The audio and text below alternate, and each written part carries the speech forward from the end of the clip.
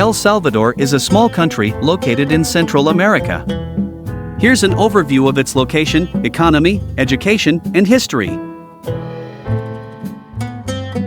Location: El Salvador is situated on the Pacific coast of Central America. It shares borders with Honduras to the northeast and Guatemala to the northwest. To the south, it is bordered by the Pacific Ocean. The country covers an area of approximately 21,041 square kilometers, 8,124 square miles, and has a diverse landscape that includes mountains, volcanoes, and coastal plains. Economy: El Salvador has a mixed economy with various sectors contributing to its GDP. Historically, agriculture played a significant role in the economy, with coffee, sugar, and corn being important exports.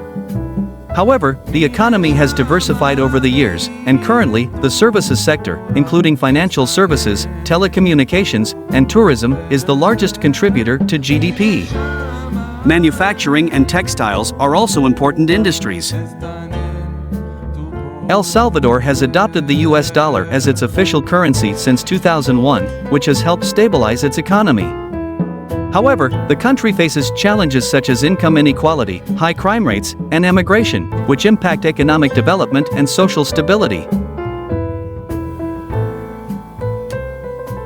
Education: the education system in El Salvador is overseen by the Ministry of Education. Education is mandatory for children aged 7 to 15. The system consists of 3 levels: primary education, secondary education, and higher education. Primary education lasts for 9 years and is divided into 2 cycles. The first cycle consists of grades 1 to 6, and the second cycle includes grades 7 to 9. Secondary education covers 3 years and is divided into 2 cycles as well. Students can choose between academic or technical/vocational tracks. Higher education institutions in El Salvador include universities and technical institutes. The University of El Salvador is the country's largest and oldest university, offering a wide range of academic programs.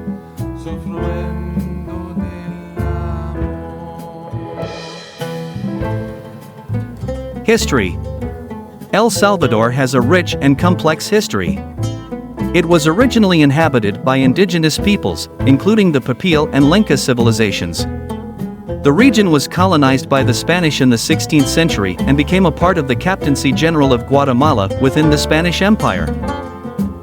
El Salvador gained independence from Spain in 1821 and joined the United Provinces of Central America. However, political and social tensions led to the dissolution of the Federation, and El Salvador became an independent republic in 1839.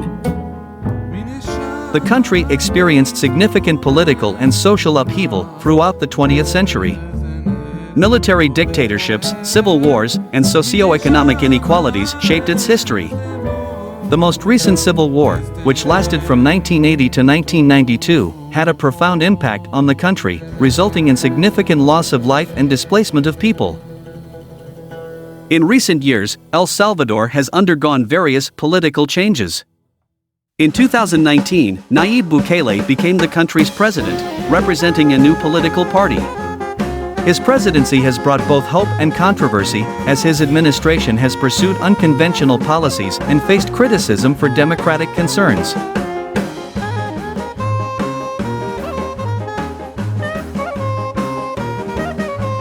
In conclusion, El Salvador is a small country located in Central America. It has a diverse landscape and is bordered by Honduras, Guatemala, and the Pacific Ocean. The economy of El Salvador is mixed, with services, manufacturing, and agriculture playing key roles. The country has faced challenges such as income inequality and high crime rates. The education system in El Salvador is overseen by the Ministry of Education and includes primary, secondary, and higher education. The University of El Salvador is the largest and oldest university in the country. El Salvador has a complex history, including colonization by the Spanish, independence from Spain, and a tumultuous 20th century marked by political instability and civil war. The country has undergone political changes in recent years, and the current presidency of Nayib Bukele has brought both hope and controversy. It's important to note that this information is based on the knowledge available up until September 2021, and there may have been developments since then that are not covered here.